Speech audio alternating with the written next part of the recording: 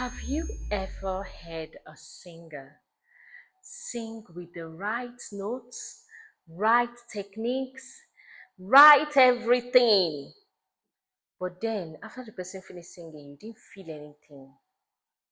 And then someone else sings, and maybe not too technical, but then you feel goosebumps over your body. You feel touched. You feel blessed. You feel like they are speaking to you. My darling, singing is not just about the notes, but what actually makes these two singers different is what is behind the notes. What is driving the notes? My name is Grace Ofoka. I am the lead vocal coach at Graciedion Music and Vocal Institute, where we help singers to find their unique voice. And so in this video, I'm going to show you what you can do to put yourself inside the song you are singing, so that at the end of the day, when you sing, everybody will never forget you. You see, singing is communication. Singing is like an extension of talking. It's like an extension of you saying what you have inside of your mind that you want to share with the people listening to you. Singing is emotions being displayed through the voice. So if you sing and you don't sing with emotion, your song is empty.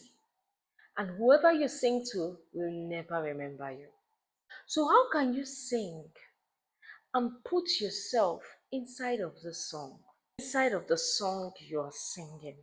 The first thing you need to understand is that you need to know what you're singing. Look at what you're singing. What am I actually singing? When I was working on this topic with a student at the school, I asked her, this song we are working on, what do you understand about the song? And she said, well, this song is about footballers. They will be listening to the song. Whoever wrote, the person who wrote it, they mentioned the song, you know this song. So she said it was written during the World Cup or something that was held in South Africa, and they sang it so that it will. And I was like, okay, so that means you're a footballer, right? And she said, no, I'm not a footballer. And I said, so can you tell me how this song relates to you?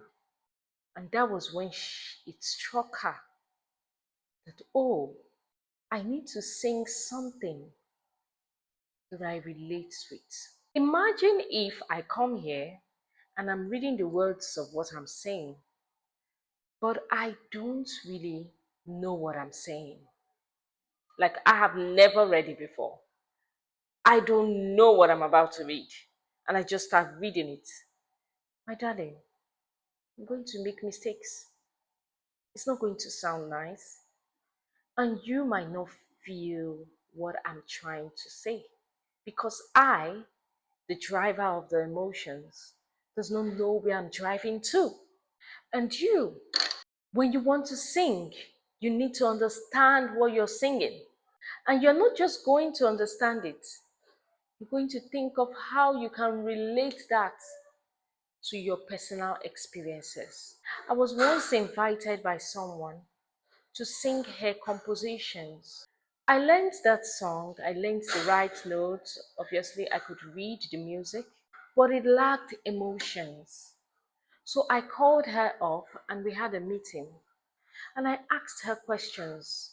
What made you to write this song? What is the story behind this song? And she started telling me her life experiences. And as she was telling me these stories, I was crying. And I could remember some similar experiences. They were not closely related, but they were similar. I had a total different story, but the emotions in my story related to the emotions in her story. And the day I sang the song, everybody was touched by how I delivered the song, because now I made the song my own. So when you have a song, you need to think of how you can relate the experience of that song, the story of that song, and relate it to a story that you're telling. When I did my Rock School of Music London exams, some of the songs I don't really like them, but I needed to perform them for my exams. So I had to think of a way I can relate those songs to a different thing entirely. But that thing entirely has same emotions that I want the person who is listening to me to feel. I hope you're getting what I'm saying. So you need to understand that song, the story behind the song, and then think of a relatable experience or emotion. For example, I want to sing of love, and I've never really been in love before.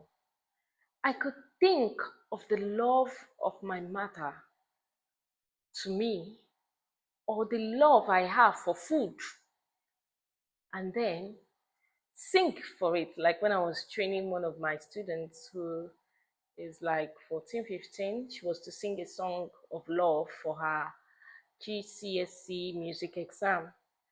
And then I told her, "What do you love?" She said, "I love food." And I said, "Okay, think of that food you love while you're singing. Sing to that food and tell the food how much you love the food." And you need to see when she put her mind and sang it like she was singing to food. Even I was like, "Tell me the truth. Tell me the truth." And she was laughing.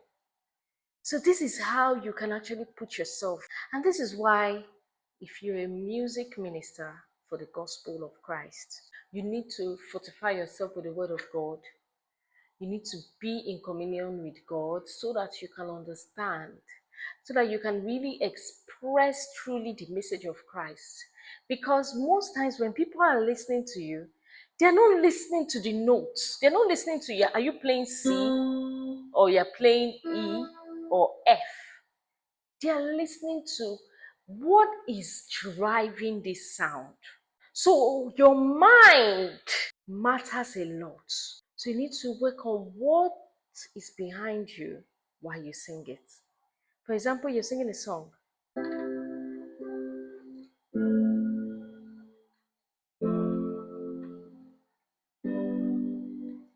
Speechless, speechless, that's how you make me feel. You see this? I'm just thinking of when someone gave me a gift, and I was like speechless to answer him. But you know that that is not what the owner of the song wanted. But these are the same expressions. Speechless, speechless. That's how you make me feel. Do you see that? So I would like you to try it and also comment how this tip helped you. And I would love to read your comments. Remember, if you want to learn how to train your voice, don't forget to watch this next video.